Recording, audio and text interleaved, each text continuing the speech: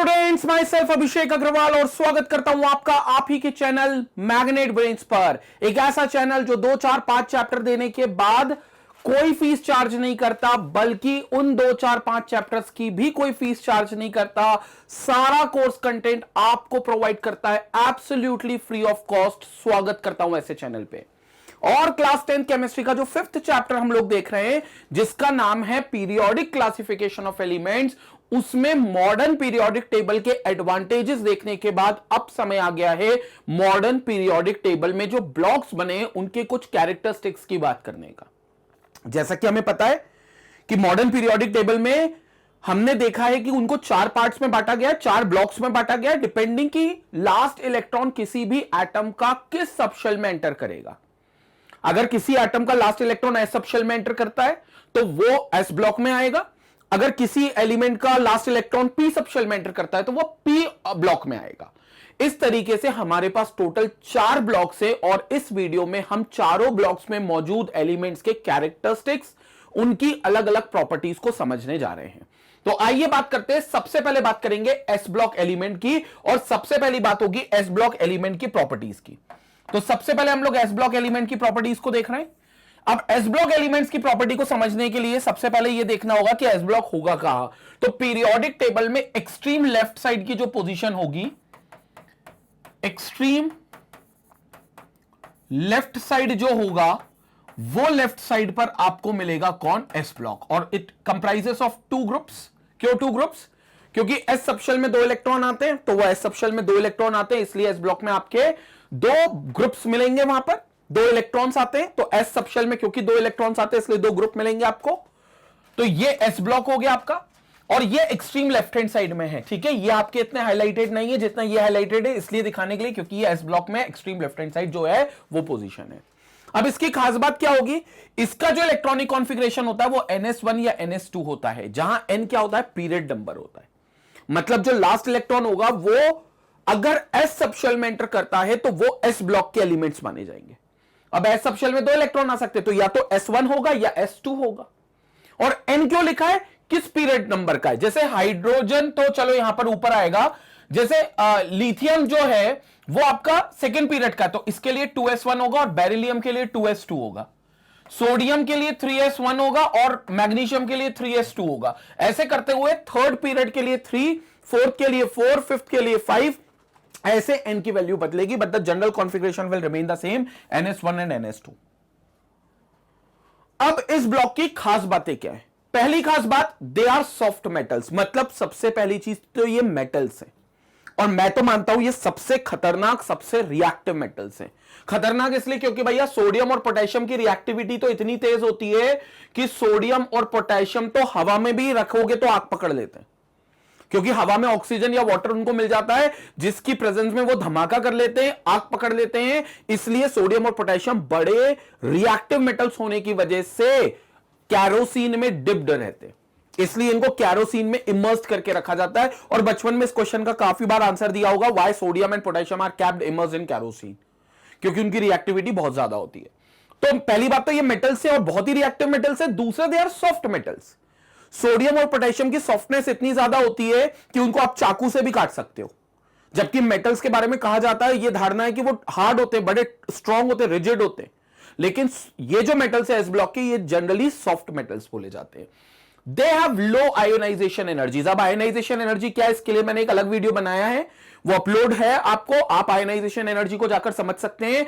वो एनर्जी जो हम एक एटम को देते हैं जिसकी वजह से वो अपना आखिरी इलेक्ट्रॉन लूज कर सके, वो उसको हम आयोनाइजेशन एनर्जी बोलते हैं। और चूंकि ये मेटल्स कौन से? एस ब्लॉक के, चाहते ही इलेक्ट्रॉन निकालना, तो इलेक्ट्रॉन निकालने के लिए हमें उनको ज्यादा एनर्जी देने की जरूरत नहीं पड़ेगी, इसलिए उनकी लो आयोनाइजेशन एनर्जी होती है।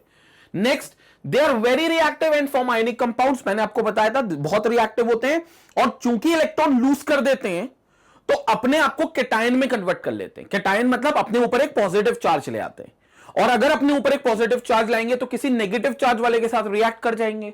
मतलब ये एक तरीके का आयोनिक कंपाउंड बना लेंगे, मतलब ऐसा कंपाउंड जिसमें आयन है। कौन सा? केटायन और एनायन। तो ये लोग आयनिक कंपाउंड बना लेते हैं। उसके बाद दे show oxidation state of +1 and +2।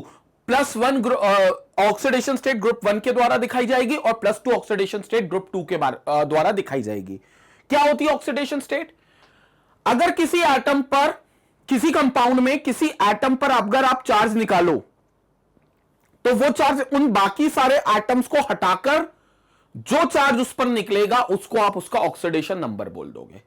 For example, जैसे आपके पास एक कंपाउंड है H2SO4, आपके पास ये कंपाउंड है। अब इसमें मुझे सल्फर एटम पे चार्ज पता करना है, तो सल्फर एटम पर चार्ज कैसे निकलेगा? जब हाइड्रोजन और ऑक्सीजन जो उसके साथ में लगे हैं, H2SO4 में हाइड्रोजन, 2 हाइड्रोजन और 4 ऑक्सीजन जो साथ में लगे, उन सबको हटाने के बाद जो उस पर नेट चार्ज होगा, वो नेट चार्ज उस सल्फर का ऑक्सीडेशन स्टेट कहलाएगी। हालांकि ऑक्सीडेशन स्टेट 11th क्लास में बहुत डिटेल में है, हमें वहां पर पढ़ना है रेडॉक्स रिएक्शन नाम के चैप्टर में, लेकिन यहां मैं आपको बता देता हूं ग्रुप 1 और ग्रुप 2 की रिस्पेक्टिवली ऑक्सीडेशन स्टेट जो है वो +1 और +2 होती है। ग्रुप 1 की +1 और ग्रुप 2 की +2, यानी कि इनके एलिमेंट्स पर यही चार्ज आता है। फर्स्ट ग्रुप वाले जो हैं उन पे +1 चार्ज आता है और सेकेंड ग्रुप वालों पर +2 चार्ज आता है। They are good reducing agents, ये भी इंपॉर्टेंट प्रॉपर्टी है that they are very good reducing agents. क्या होता है रिड्यूसिंग एजेंट्स? जो सामने वाले को रिड्यूस करते हैं। याद आ गया?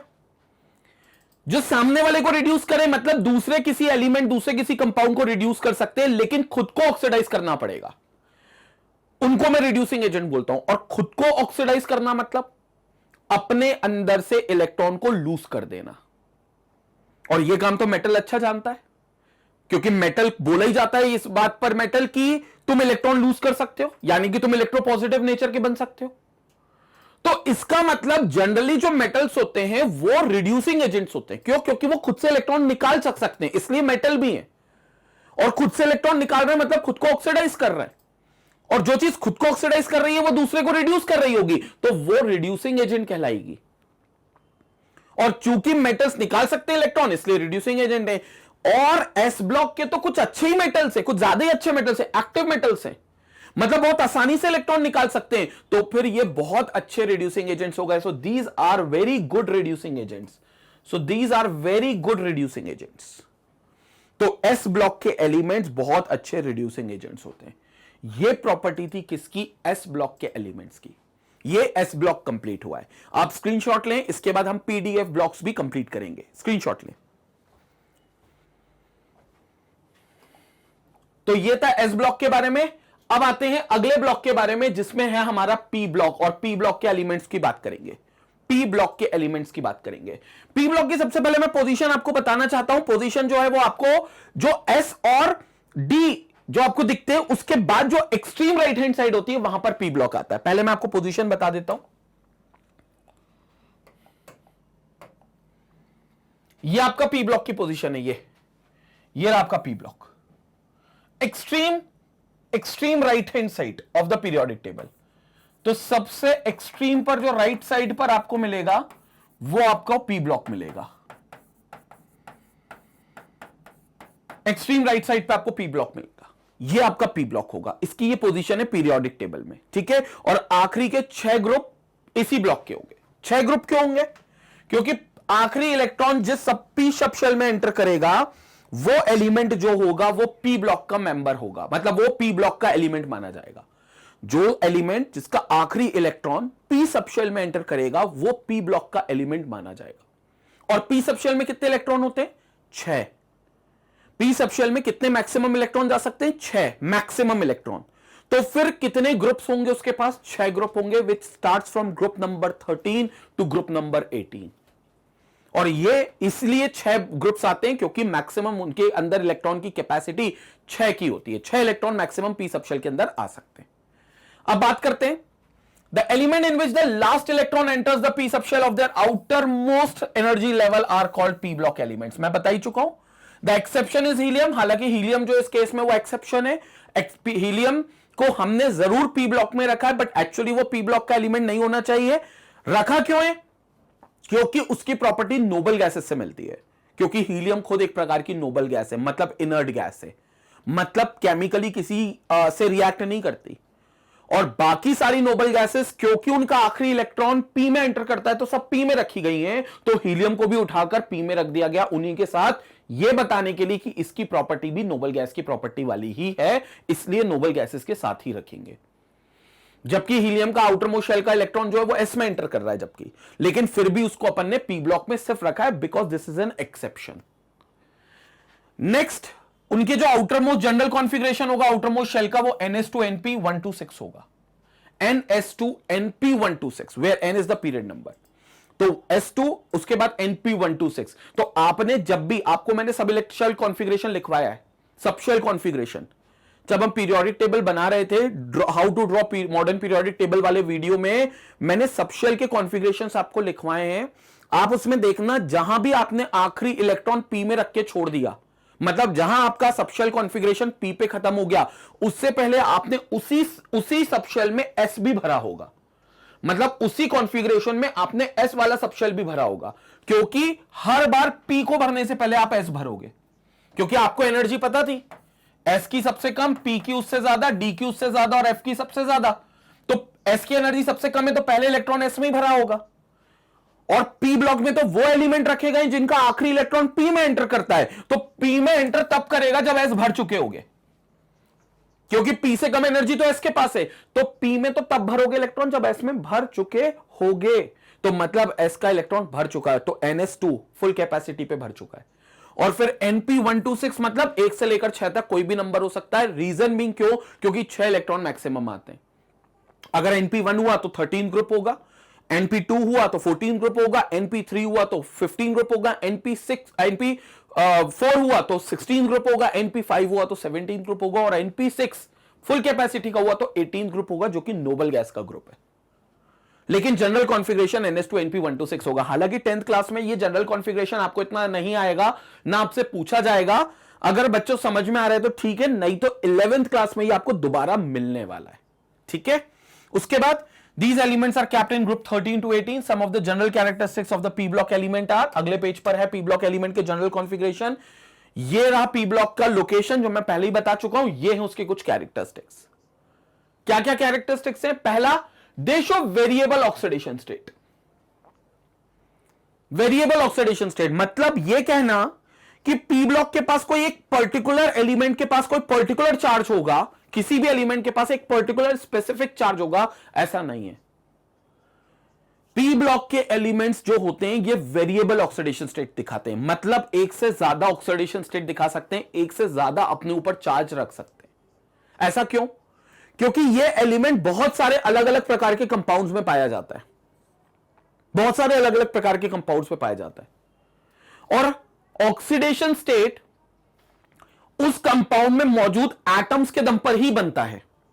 जैसे मैंने आपको एग्जांपल दिया था अभी H2SO4, मैंने कहा था इसमें सल्फर पर 2 हाइड्रोजन हटा लो और 4 ऑक्सीजन हटा लो, तो जो भी सल्फर पे चार्ज होगा, इस केस में बता देता हूं +6 होगा। कैसे होगा अभी आप ये मत समझो, क्योंकि ये 11th क्लास का कंटेंट है। लेकिन ये जो +6 है ये इस समय इसकी ऑक्सीडेशन स्टेट है। लेकिन मान लो सल्फर का एक और कंपाउंड मेरे पास होता है सल्फर डाइऑक्साइड SO2। अब इसमें भी सल्फर पे कोई चार्ज आएगा, अगर ये ऑक्सीजन हट जाता है तो वो चार्ज आता है +4। तो अब देख लो यहीं पर सल्फर ने 2 चार्ज दिखाए अलग अलग कंपाउंड में। सल्फर डाइऑक्साइड में +4 चार्ज दिखा रहा है, जबकि सल्फ्यूरिक एसिड में +6 का चार्ज दिखा रहा है। मतलब सल्फर वेरिएबल ऑक्सीडेशन स्टेट दिखा रहा है। और सल्फर पी ब्लॉक का ही आदमी है, ये देखो पी ब्लॉक का एलिमेंट का आदमी है, यहां पर है फास्फोरस के बाद सल्फर है पी ब्लॉक में। तो इससे बस ये पता करना है, हमें कोई ऑक्सीडेशन स्टेट आकर नहीं पूछेगा आपसे 10th क्लास में कि फलाना कंपाउंड हमने दे दिया, बताओ इसके ऑक्सीडेशन स्टेट क्या है। कोई नहीं पूछने वाला आपसे ऑक्सीडेशन स्टेट। ये ऑक्सीडेशन स्टेट का सवाल आता जरूर है, लेकिन 11th केमिस्ट्री में आता है। और 11th केमिस्ट्री में प्रॉपर वीडियो है कि कैसे ऑक्सीडेशन स्टेट को हम कैलकुलेट करते हैं, वो ऑक्सीडेशन स्टेट आपको वहीं पता चल जाएगा। लेकिन बस इतना ध्यान रखना कि पी ब्लॉक के एलिमेंट का वेरिएबल ऑक्सीडेशन स्टेट होता है, फिक्स नहीं होता। फिक्स किसका होता था? एस ब्लॉक का फिक्स होता था, +1 और +2। पी ब्लॉक में हर एलिमेंट का कंपाउंड के ऊपर निर्भर करता है कि किस कंपाउंड में है, और उसी एक एलिमेंट के अलग अलग ऑक्सीडेशन स्टेट आ सकते हैं। क्लियर हो गई ये चीज? तो ये चीज है आपकी वेरिएबल ऑक्सीडेशन स्टेट की। इसके बाद आगे बात करते हैं, they form ionic as well as covalent compound. S block में फिक्स था कि आयोनिक बनाएंगे, पी ब्लॉक में फिक्स नहीं है, वो आयनिक भी बना सकते हैं, वो कोवेलेंट भी बना सकते हैं। वो एक कैटायन और एनायन के रूप में भी कंपाउंड बना सकते हैं और वो इलेक्ट्रॉन की शेयरिंग करके भी कंपाउंड बना सकते हैं, तो वो आयनिक और कोवेलेंट दोनों बना सकते हैं। Most of them are non metals. हालांकि मैं आपको बता दूं, पी ब्लॉक सबसे कॉम्प्लेक्स ब्लॉक माना जाता है। पूछो क्यों? ये जो पी ब्लॉक है ये सबसे कॉम्प्लेक्स ब्लॉक माना जाता है चारों ब्लॉक में। सर ऐसा क्यों? ऐसा इसलिए क्योंकि बच्चों क्या है, हर ब्लॉक का अपना एक एलिमेंट की कैटेगरी फिक्स है। एलिमेंट की कैटेगरी सर मतलब एस ब्लॉक में जैसे मैंने कह दिया कि भैया ये एक्टिव मेटल का ग्रुप है, मतलब इसके अंदर सारे एलिमेंट्स मेटल है, सारे मेटल है। डी ब्लॉक में मैं बताऊंगा, डी ब्लॉक में सारे एलिमेंट्स जो हैं वो ट्रांजिशन मेटल, ट्रांजिशन एलिमेंट्स हैं and they are considered to be typical metals. मतलब ये लोग प्रॉपर ढंग से मेटल्स है, ये तो बहुत एक्टिव है, ये प्रॉपर मेटल्स है। कौन से? डी ब्लॉक के अंदर। पी ब्लॉक के अंदर ऐसा कुछ नहीं है। पी ब्लॉक के अंदर आपको सब मिलेगा। सब मिलेगा मतलब पी ब्लॉक कॉम्प्लेक्स इसलिए क्योंकि इसके अंदर मेटल भी पाया जाता है, इसके अंदर नॉन मेटल भी पाया जाता है, मेटल भी पाया जाता है, नॉन मेटल भी पाया जाता है और इसके अंदर मेटेलॉइड भी पाया जाता है। मतलब जिसके पास मेटल और नॉन मेटल दोनों की प्रॉपर्टी होती है। ये तीनों चीजें इसके अंदर पाई जाती है, मेटल भी, नॉन मेटल भी और मेटेलॉइड भी। और तीनों पाए जाने की वजह से ये कॉम्प्लेक्स ग्रुप की कैटेगरी में आ जाता है। हालांकि इसमें सबसे ज्यादा जो चीज है वो नॉन मेटल्स ही है, लेकिन मेटल भी है और मेटेलॉइड्स भी हैं। मेटल और नॉन मेटल दोनों की जो प्रॉपर्टी रखी है उन्हें मेटेलॉइड्स बोलते हैं, वो भी हैं। तो ये इस ग्रुप की खास बात है। And most of them form acidic oxides, because non metal oxides अगर बनाओगे तो नॉन मेटल ऑक्साइड्स जो होते हैं वो एसिडिक ऑक्साइड्स होते हैं। ये हमने मेटल एंड नॉन मेटल में डिटेल में देखा था कि जितने भी मेटल के ऑक्साइड्स हैं वो सब बेसिक नेचर के होते हैं और जितने भी नॉन मेटेलिक ऑक्साइड्स हैं, नॉन मेटल के ऑक्साइड्स, वो सब एसिडिक नेचर के होते हैं। और चूंकि पी ब्लॉक में सबसे ज्यादा नॉन मेटल ही है, मेटल भी है, मेटेलॉइड भी है, लेकिन सबसे ज्यादा नॉन मेटल है, तो नॉन मेटेलिक ऑक्साइड्स जो बनेंगे वो एसिडिक ऑक्साइड्स बनेंगे। ये नॉन मेटेलिक ऑक्साइड्स और एसिडिक ऑक्साइड्स को डिटेल में मैंने एसिड रेन नाम के एक वीडियो में बताया है जो अपलोडेड है प्लेलिस्ट में। आप एसिड रेन का वीडियो जाकर जरूर देखना, तो आपको वहां पता चल जाएगा कि नॉन मेटेलिक ऑक्साइड्स क्या होते हैं। क्लियर हो गया स्टूडेंट? तो ये चीज होती है किसके बारे में? पी ब्लॉक के बारे में। और ये थी पी ब्लॉक की खास बातें। आप स्क्रीनशॉट ले लो ताकि मैं आगे बढ़ूं।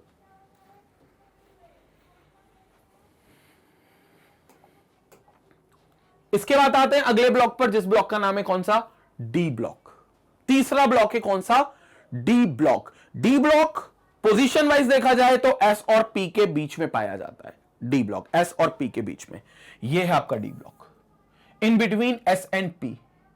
And this is basically the transition. मतलब आप देखो तो मैंने पी ब्लॉक में ज्यादातर आपको नॉन मेटल्स बताया। मतलब अगर पी ब्लॉक को अगर थोड़ा सा देखोगे तो ये वाला जो एरिया होता है ना, ये नॉन मेटल का एरिया होता है पी ब्लॉक में।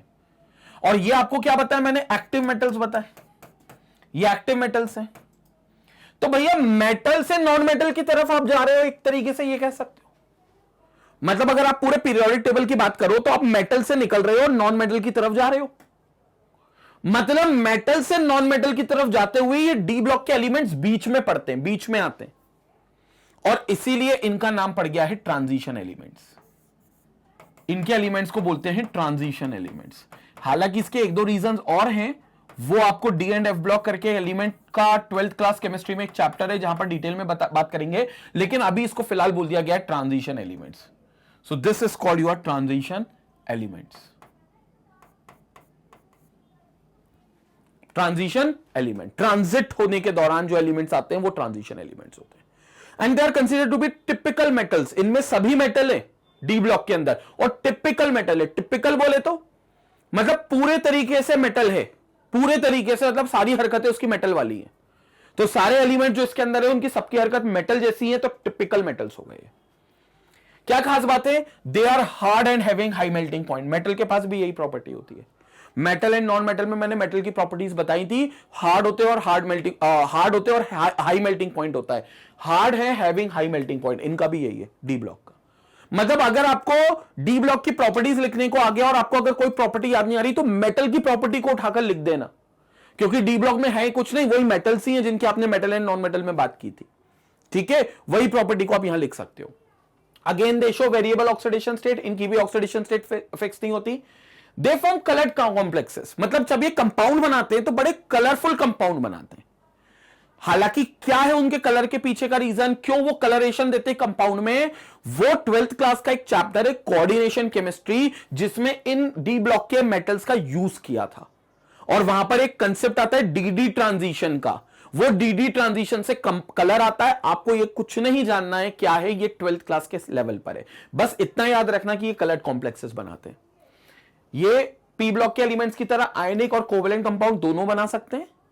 Most of them exhibit paramagnetism. Paramagnetism मतलब अगर आप इनको मैग्नेटिक फील्ड में रखोगे, तो मैग्नेटिक फील्ड में रखने के साथ ये उस फील्ड में अट्रैक्ट रहेंगे। मतलब अगर आपने इनके कंपाउंड्स बनाए तो ज्यादातर कंपाउंड्स इनके अगर मैग्नेटिक फील्ड में रखोगे, मैग्नेटिक फील्ड मतलब एक मैग्नेट के आसपास जो एरिया बनता है जहां पर वो फोर्स ऑफ अट्रैक्शन या रिपल्शन लगाता है, उस फील्ड में अगर इस कंपाउंड को रखोगे, इस कंपाउंड मतलब डी ब्लॉक एलिमेंट के कंपाउंड को रखोगे, तो वो क्या करेंगे, मैग्नेटिक फील्ड में अट्रैक्शन शो करेंगे। ये पैरामैग्नेटिज्म है। पैरामैग्नेटिज्म की बहुत डिटेल आपको हायर क्लासेस में हालांकि मिलेगी। And most of them possess catalytic properties, मतलब काफी एलिमेंट्स जो है वो कैटलिस्ट की तरह काम होते हैं, कैटालिटिक प्रॉपर्टीज दिखाते हैं। आपको याद है मैंने एक रिएक्शन बताई थी कार्बेंस कंपाउंड्स में हाइड्रोजनेशन, जिसमें अनसैचुरेटेड का एडिशन मैंने किया था हाइड्रोजन का और उसको सैचुरेटेड बनाया था, एल्कीन को एल्केन बनाया था, इथीन को इथेन में कन्वर्ट किया था, उसमें हाइड्रोजन ऐड की थी, याद है आपको? याद है उसमें हाइड्रोजन अगर मैंने ऐड की थी तो H2 को एक मेटल के ऊपर लिया था, या तो वो मेटल पैलेडियम था या प्लैटिनम था या निकल का मेटल था। याद आ गया आपको? क्यों लिया था? क्योंकि मैंने कहा था ये कैटलिस्ट की तरह काम करेंगे, क्योंकि इनके अंदर छोटे छोटे से पोर्स हैं। मतलब ये जो मेटल है, कोई एक की बात कर लो, वो कैटलिस्ट की तरह काम करेगा। अब देखो पैलेडियम की बात रही तो ये रहा पैलेडियम, ये दिख रहा है आपको पैलेडियम, ये रहा आपका पैलेडियम।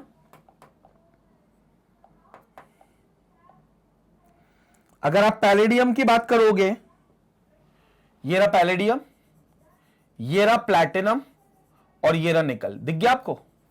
ये तीनों आपको यहां पर मैंने बता दिए। ये तीनों किस ब्लॉक के अंदर मिल रहे हैं आपको? डी ब्लॉक के अंदर मिल रहे हैं। और डी ब्लॉक के अंदर मिल रहे हैं तो फिर ये कैटलिस्ट की तरह ही काम कर रहे हैं ना। मतलब डी ब्लॉक के एलिमेंट ज्यादातर कैटालिटिक प्रॉपर्टीज रखते हैं, मतलब अपने अंदर कैटलिस्ट जैसी खूबी रखते हैं, रेट ऑफ रिएक्शन को ऑल्टर कर सकते हैं, रेट ऑफ रिएक्शन को चेंज कर सकते हैं। कैटलिस्ट का काम क्या है? किसी भी केमिकल रिएक्शन के रेट को ऑल्टर करना। रेट को मतलब उसकी स्पीड को ऑल्टर करना, ऑल्टर मतलब चेंज करना। कई लोग बोलते हैं सर बढ़ा देते हैं हर बार, नहीं, जरूरी नहीं है। पॉजिटिव कैटलिस्ट होगा तो बढ़ाएगा, नेगेटिव कैटलिस्ट हुआ तो रेट ऑफ रिएक्शन कम भी कर सकता है। इसलिए मैं शब्द यूज करता हूं चेंज करता है, क्योंकि चेंज किसी भी डायरेक्शन में हो सकता है, प्लस में भी और माइनस में भी। लेकिन ये आपका कैटालिटिक रिएक्शंस होती है और इस तरीके से ये कैटलिस्ट जो होते हैं वो डी ब्लॉक के एलिमेंट्स होते हैं ज्यादातर। ये खूबियां हैं किसकी? डी ब्लॉक के एलिमेंट्स की। क्लियर हो गया? स्क्रीनशॉट ले, आखिरी ब्लॉक के एलिमेंट की प्रॉपर्टीज की बात करने वाले हैं।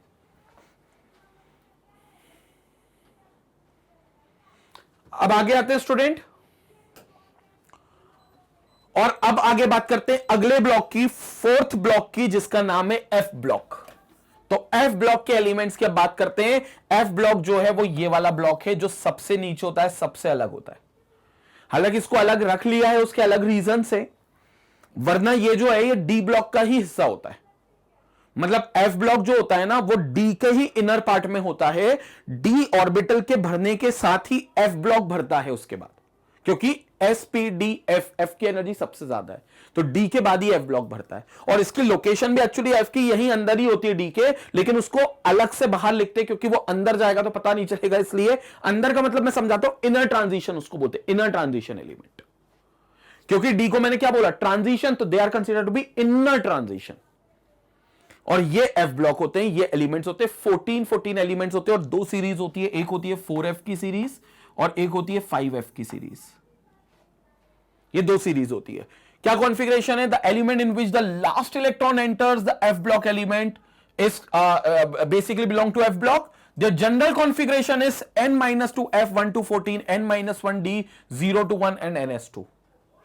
अब आप कॉन्फ़िगरेशन देखकर थोड़े से हिल गए होंगे, मेरे को भी समझ में आ रहा है। अब ऐसा क्यों कॉन्फ़िगरेशन है मैं उसका रीजन बता देता हूं। आपको कोई कॉन्फ़िगरेशन पूछेगा नहीं। एक्चुअली क्या होता है, एफ जो होता है ना, ये एफ का जो इलेक्ट्रॉन जब एफ में जाता है, जिस शेल के एफ में इलेक्ट्रॉन जा रहा है उससे दो आगे की शेल का हम एस भर देते हैं, तब जाकर एफ में भरने का मौका मिलता है। सर एक मिनट, ये बात समझ में नहीं आई। सुनो, मैंने आपको अभी एनर्जी बताई थी, एस की सबसे कम, पी की उससे ज्यादा, डी की उससे ज्यादा और एफ की उससे ज्यादा। ठीक है, तो ये बात तो तय है कि पहले एस भराएगा, फिर पी भराएगा, फिर डी भराएगा, फिर एफ भराएगा। लेकिन अगर मान लो मुझे एफ भरना है, मुझे क्या भरना है, 4f भरना है। अगर मुझे 4f में इलेक्ट्रॉन भरना है तो 4f से पहले मुझे डी जो है वो इससे एक ज्यादा का भर चुका होना चाहिए। मतलब डी जो है मैं ऑलरेडी 5d भर चुका हूंगा, तब जाकर 4f में इलेक्ट्रॉन भरूंगा। और 5d भरने से पहले मुझे 6s में इलेक्ट्रॉन भर चुका होना चाहिए। ये जो रूल है ये एक्चुअली ऑफबाउ का एक प्रिंसिपल है, जिसमें एक n+l करके रूल आता है जो 11th क्लास की केमिस्ट्री में डिटेल में पढ़ाया जाता है। वहां यह बताया जाता है कि सर 4f की जो एनर्जी है ना वो बहुत ही ज्यादा है, बहुत ज्यादा मतलब बहुत ज्यादा है। और बल्कि इससे कम के जो s और d है, इनके अगली शेल को भी आप भर सकते हो, क्योंकि इनके अगली शेल की एनर्जी भी कम है। अगली शेल मतलब जैसे हम बात करें 4s 4p 4d की, तो 4s और 4p तो हम भर चुके हैं, लेकिन 4s 4p को भरने के बाद हमने 4f तक गए नहीं, हमने 4f तक नहीं भरा। क्यों नहीं भरा 4f तक? क्योंकि 4f से पहले हमें लगा कि भैया 5s 5p 5d भी भर दो, और 5 के बाद भी हमने 4f नहीं भरा, हम 4f छोड़कर ही आ गए क्योंकि उसकी एनर्जी बहुत ज्यादा थी। और हमने फिर 6s भर दिया, 6s के बाद हमने 6p नहीं भरा, 6s के बाद हमें लगा कि यार अब d का नंबर आता है, तो अब हमने 4d भरा। मतलब अगर आपको अब 4f का नंबर आता है, फिर हमने 4f भरा, मतलब 6s के बाद हमें लगा कि अब f का नंबर आएगा, तो अब हम 4f भरेंगे, मतलब 4f का नंबर 6s को भरने के बाद आएगा। तो 6s क्योंकि इसकी एनर्जी जो है ना बहुत ज्यादा है, किसकी? 4f की। तो 4f में जो electron भरोगे 4f1 4f2 4f3 4f4 4f5 ऐसे करते करते 4f14 तक जाओगे। लेकिन 4f से पहले आपको 5d भरना होगा और 6s भरना होगा। इसलिए यह कॉन्फ़िगरेशन कुछ ऐसा लिखा हुआ है कि आप अगर n-2 का f भरते हो तो उससे पहले आप n-1 का d भर दोगे और फिर n का s भर दोगे। मतलब अगर आपने 6 का s भर दिया तो 5 का d होगा और 4 का f भर पाओगे, ये तभी हो पाएगा। 6 का s क्योंकि 6 हो गया n का नंबर, फिर n-1 मतलब 6 - 1 5 का d होगा और n-2 4 का f होगा, तो ये 4 का f हो गया। वैसे अगर आपको 5f भरना है, ये दो ही सीरीज है इसके अंदर, 4f और 5f। 5f मतलब 5th पीरियड का f ऑर्बिटल, f सब शेल।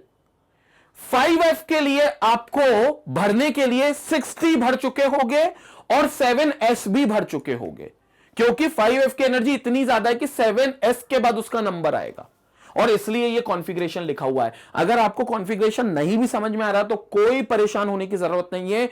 10th क्लास की केमिस्ट्री में आपसे इसका कॉन्फ़िगरेशन कोई नहीं पूछेगा, पूछेंगे तो 11th में पूछेंगे, और 11th में आपको डिटेल में मैं आपको बताऊंगा मैग्नेट ब्रेन्स के चैनल पे। आपको इसके लिए चिंता करने की जरूरत नहीं है, ये सिर्फ एडिशनल चीजें हैं जो मुझे लगता है मैं अपने स्टूडेंट्स को बताऊं। तो ये एफ ब्लॉक की बात है। अब मैं बताता हूं आपको एफ ब्लॉक के कुछ कैरेक्टरिस्टिक बताने से पहले एक बार स्क्रीनशॉट ले लो इसका। अब देखते हैं एफ ब्लॉक के कुछ कैरेक्टरिस्टिक्स। तो एफ ब्लॉक के कुछ कैरेक्टरिस्टिक्स की बात करते हैं, जनरल कैरेक्टरिस्टिक्स बात करते हैं। सबसे पहले दे शो वेरिएबल ऑक्सीडेशन स्टेट, मतलब सिर्फ एस ऑर्बिटल के एलिमेंट के ऑक्सीडेशन स्टेट फिक्स थी। ग्रुप 1 की +1, ग्रुप 2 की +2। पी की, डी की और एफ की सबकी वेरिएबल ऑक्सीडेशन स्टेट है और सबकी वेरिएबल ऑक्सीडेशन स्टेट रहेगी। अगली बात करते हैं, they have high melting points. ये बहुत अच्छे इनके हाई मेल्टिंग पॉइंट्स होते हैं। हालांकि इनमें से बहुत सारे एलिमेंट्स जो होते हैं वो रेडियो एक्टिव एलिमेंट्स की कैटेगरी में भी आते हैं, मतलब उनकी रेडियो केमिस्ट्री हम लोग पढ़ते हैं, न्यूक्लियर केमिस्ट्री जिन नाम से जानते हैं वो पढ़ते हैं। लेकिन again they have high melting points, they have high density, mass to volume ratio जो होता है बहुत ज्यादा होता है, इसलिए इनके पास जो डेंसिटी होती है वो बहुत ज्यादा होती है। तो दे have high density. They again form coloured compounds, जैसे कि डी ब्लॉक के एलिमेंट्स बनाते थे कलर्ड कंपाउंड्स, ये भी क्या करते हैं, कलर्ड कंपाउंड्स बनाते हैं। And most of the elements of actinide series are radioactive. मैंने कहा था कि मोस्ट ऑफ द एलिमेंट जो एक्टिनाइट सीरीज मतलब एक्टिनोइड सीरीज बोले तो 5f की सीरीज, क्योंकि लेंथेनॉइड सीरीज जो होती है वो 4f होती है। लेंथेनॉइड सीरीज अगर कोई पूछे कौन सी सीरीज होती है, तो उस सीरीज का नाम है lanthanoid series is called 4f, जो पहली वाली सीरीज मैंने आपको बताई थी 4f। और एक्टिनॉइड सीरीज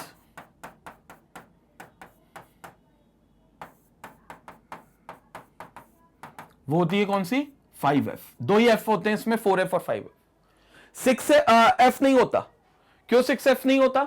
क्योंकि 6f के लिए आपको 7 का D भरना पड़ेगा और 8 का S भरना पड़ेगा, और 8 का S अभी हम भर ही नहीं सकते, क्योंकि 8 का S मतलब 8 शेल का S वो भरा ही नहीं सकता, क्योंकि 8 शेल तक अभी आप पहुंचे ही नहीं हो। अभी एटम्स की संख्या में जो शेल पता चली है वो सिर्फ 7 ही शेल पता चली है, 7 शेल्स होती है, सिर्फ यही पता है। तो 8वीं तक आने का कोई सवाल ही नहीं है, इसलिए आप 6f नाम का कोई ऑर्बिटल एग्जिस्ट ही नहीं करता, कोई सबशेल होती नहीं है। कोई पूछ सकता है सर 3f क्यों नहीं हुई थी? 3f मतलब थर्ड शेल की f बोल रहे हो। थर्ड शेल में f की जरूरत ही नहीं है। याद करो, मैंने आपको how to draw modern periodic table में बताया था, थर्ड शेल में टोटल मैक्सिमम इलेक्ट्रॉन 18 आते हैं। 2n स्क्वायर रूल से कितने आते थर्ड शेल में? 18। 3 का स्क्वायर 9, 9 2 जा 18, और 18 के लिए s काफी है, p काफी है और d काफी है। क्यों? क्योंकि s में 2 इलेक्ट्रॉन आ सकते हैं, p में 6 आ सकते हैं और d में 10 आ सकते हैं। तो 2, 6 और 10 कितने हो गए? 18 हो गए। तो इसका मतलब ये हो गया थर्ड शेल में आपके सिर्फ 3 ऑर्बिटल sp_d है, f की जरूरत ही नहीं है, इसलिए थर्ड शेल में f नहीं होती। तो f सिर्फ दो जगह होती है, 4f और 5f। 4f में जितने भी इलेक्ट्रॉन आएंगे वो सब 4f सीरीज के एलिमेंट कहलाएंगे, जिनको आप लेंथेनॉइड सीरीज बोलोगे। 5f में जितने इलेक्ट्रॉन आएंगे वो 5f सीरीज के एलिमेंट कहलाएंगे, जिसको आप एक्टिनॉइड सीरीज के एलिमेंट भी बोल सकते हो। और ये इनकी खास बात है कि एक्टिनॉइड सीरीज यानी कि 5f सीरीज के जो ज्यादातर एलिमेंट है वो रेडियो एक्टिव है। कुछ 4f के भी हैं, लेकिन 5f सीरीज के ज्यादातर एलिमेंट रेडियो एक्टिव है। रेडियो एक्टिव मतलब शॉर्ट लिव्ड होते हैं, इनके अंदर से बड़ी खतरनाक रेडिएशंस निकलती है, जिनको हम गामा रेडिएशंस बोलते हैं, जिससे nuclear missile, nuclear weapon, nuclear gun, बहुत सारी चीजें बनाई जाती हैं, और जो मास डिस्ट्रक्शन कर सकती हैं, बहुत बड़े पैमाने पे नुकसान कर सकती हैं। इस पर भी मैंने एक वीडियो बनाया है टाइप्स ऑफ नेचर्स पे, जिसमें मैंने किम जोंग, डोनाल्ड ट्रंप, इन सब की बात करी है बहुत डिटेल में। सेकंड वीडियो है वो फर्स्ट चैप्टर का, आप प्लेलिस्ट में मौजूद है, अगर आपने अभी तक नहीं देखा है तो जाकर देखिएगा, बहुत इंटरेस्टिंग वीडियो है। वहां पर मैंने आपको न्यूक्लियर केमिस्ट्री समझाई है कि एक्चुअली न्यूक्लियर केमिस्ट्री हमारी केमिस्ट्री से अलग क्यों होती है, और उसी न्यूक्लियर केमिस्ट्री में आपको ये रेडियो एक्टिव सब्सटेंसेस का यूज मिलता है। न्यूक्लियर केमिस्ट्री करने वाले वो सब्सटेंसेस ही रेडियो एक्टिव सब्सटेंस होते हैं, जो ज्यादातर 5f सीरीज यानी कि एक्टिनाइड सीरीज में पाए जाते हैं। क्लियर हो गया स्टूडेंट? जल्दी से स्क्रीनशॉट लीजिए ताकि मैं वीडियो को कंक्लूड कर सकूं। तो ये था हमारा ब्लॉक वाइज सारे ही ब्लॉक्स के बारे में जिक्र, S block, P block, D block और एफ ब्लॉक। और इसी के साथ हमने पूरी तरीके से मॉडर्न पीरियोडिक टेबल को ग्रुप के हिसाब से, पीरियड के हिसाब से और अब ब्लॉक के हिसाब से भी पढ़ लिया है और समझ लिया है। अब समय आ गया है अगले वीडियो में देखने का कि क्या प्रॉपर्टीज होती हैं जो इनके अंदर पीरियोडिकली चेंज होती हैं, और क्या इनके वेरिएशंस होते हैं इन प्रॉपर्टीज के अलग अलग एटम में। वेरिएशंस जो होते हैं मतलब उनमें ट्रेंड देखेंगे कि जब हम पीरियोडिक टेबल में लेफ्ट टू राइट जाए तो एक पर्टिकुलर प्रॉपर्टी में क्या बदलाव देखने को मिलेगा, या उसी पीरियोडिक टेबल में अगर हम उसी प्रॉपर्टी को टॉप टू बॉटम में देखें, किसी एलिमेंट के ऊपर से नीचे की तरफ जाएं, पीरियोडिक टेबल में अगर ऊपर से नीचे की तरफ जाएं तो क्या बदलाव देखने को मिलेगा, यह हम अगले वीडियो में डिस्कस करेंगे। और जैसा कि आपको पता है मैग्नेट ब्रेन्स में क्लास 4 से लेकर क्लास 12 तक के सारे वीडियोस अवेलेबल हैं, जो आपकी पढ़ाई को बेहतर बनाने के लिए magnetbrains.com पर अपलोडेड है, जिन्हें आप वहां से एक्सेस कर सकते हैं और वहीं से इनसे जुड़े हुए नोट्स को भी डाउनलोड कर सकते हैं। Thank you for watching us, stay connected, stay educated, take care.